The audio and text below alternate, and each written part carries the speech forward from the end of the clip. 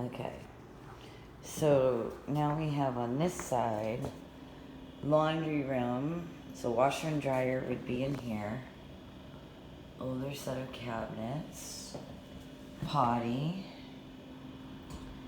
Dual vanity. And a tub shower.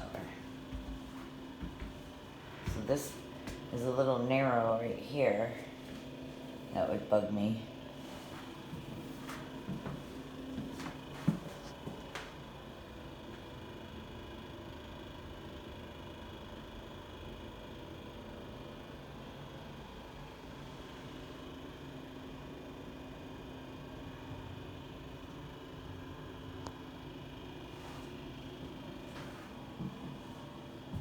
So the washer and dryer would be here.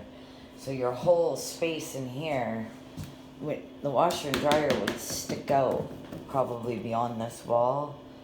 So the fact that it's not here, you can't see really just how tight this space would be.